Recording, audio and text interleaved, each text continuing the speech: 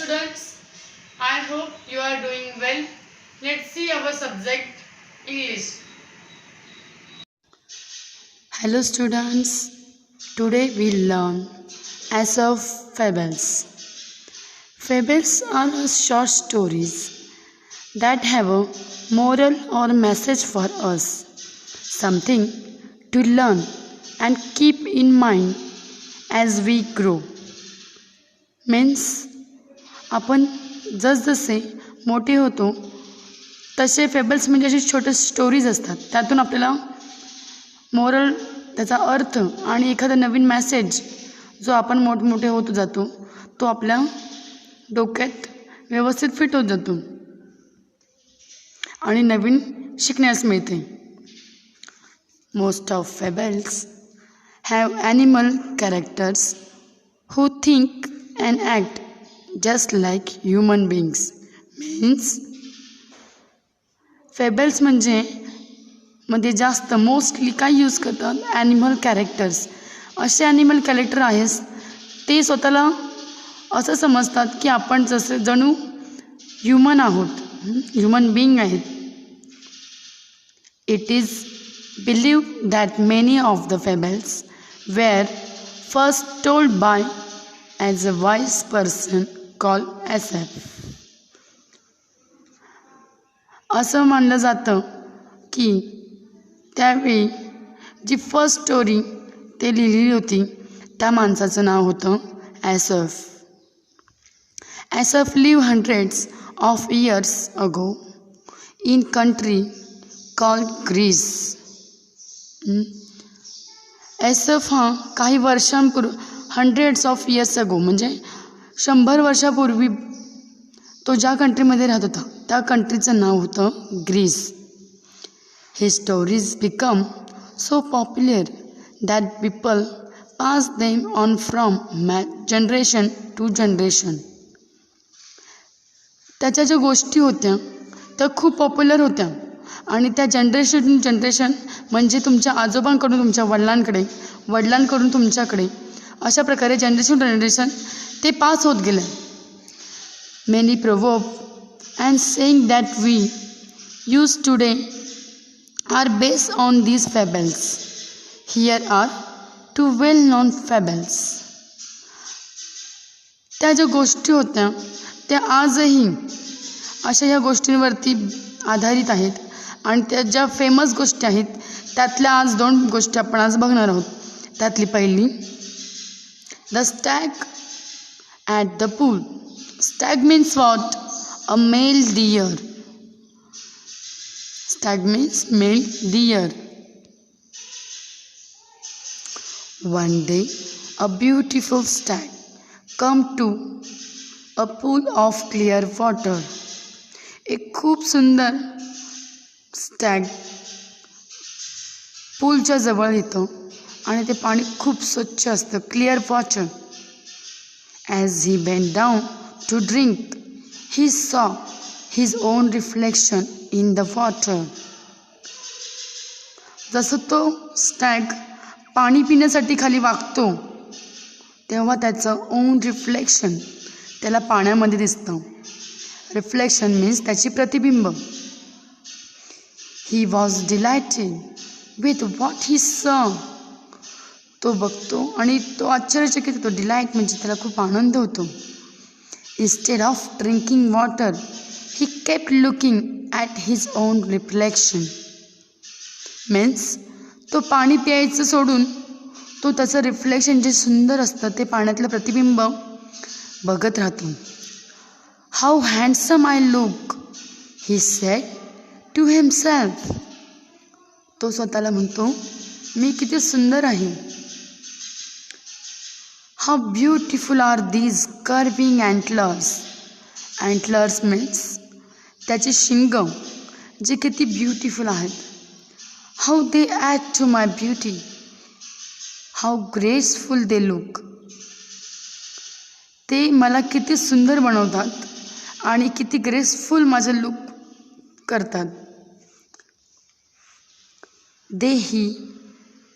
Then he moved nearer and saw his legs reflected in the pool. He quite disgusted. Stag काय करतो, थोडा आणखीन पाण्यामध्ये येतो आणि तो त्याच्या पायाचं प्रतिबिंब पाण्यात पाहतो आणि तो थोडासा क्वाईट डिस्कस, तो थोडासा सॅड होतो.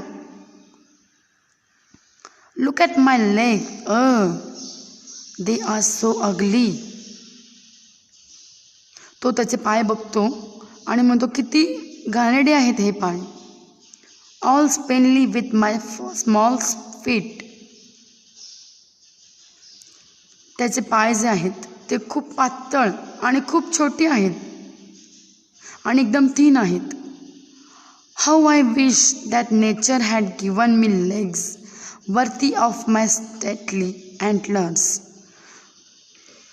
काश जर माझे पाय खूप चांगले जर मला देवाने दिले असते, निसर्गाने मला दिले असते, तर आणखीन खूप बरं झालं असतं.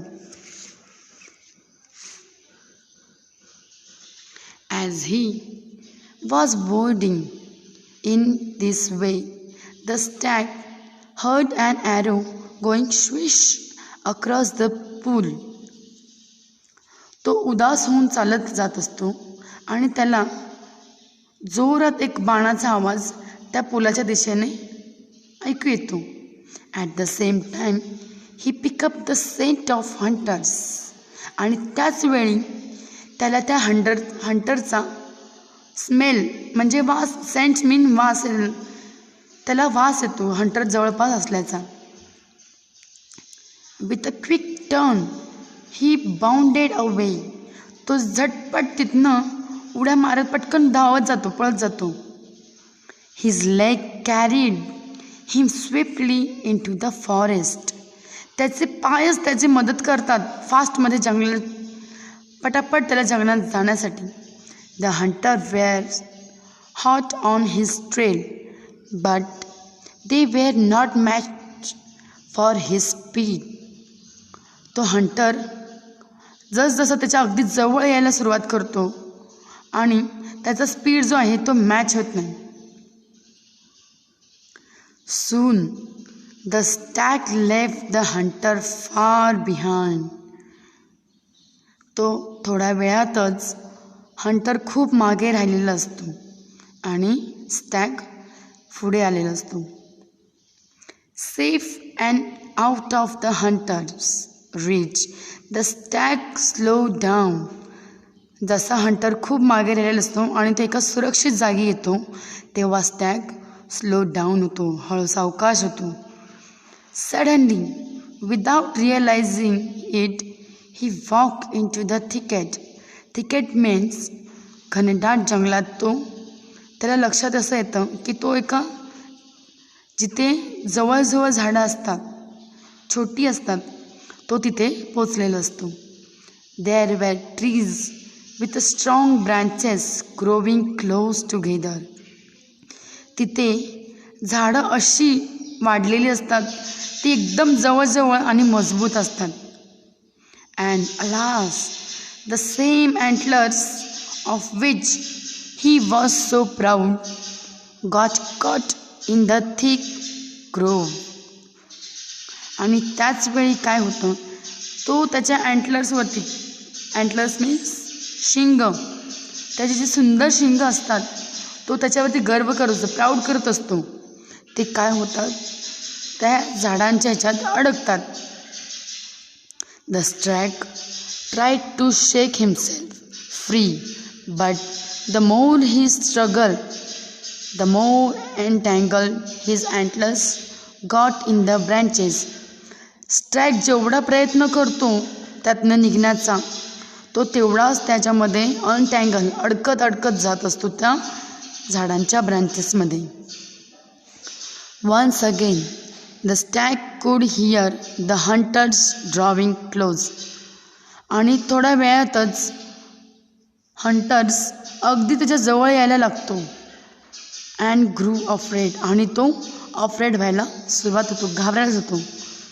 At last with a great difficulty he manage to free his antlers and bounded away. आणि लास्टला काय होतं, तो त्याच्या खूप प्रयत्नांनी काहीतरी मॅनेज करून कसंही तो त्याचे अँटलर्स जे आहे सुंदर तो त्या झाडातनं बाहेर काढतो आणि तो पळत जातो. I realize now that my ugly feet save my life. I was so proud of these handsome antlers, but they would have been the cause of my death. त्याला असं लक्षात येतं की माझे जे अगली पाय आहेत त्यांनीच माझा जीव वाचवला आणि मी ज्या अँटलर्सवरती प्राऊड करत होता, म्हणजे मी ज्या शिंगांवरती मला गर्व होता, त्यांच्यामुळे आज माझा जीव धोक्यात गेला असता. Very often we dislike the very things that are most useful to us. म्हणजे थोडक्यात काय की आपण आपल्याला जे निसर्गाने दिलं आहे त्याचा गर्व केला पाहिजे. Okay, bye, see you in next video.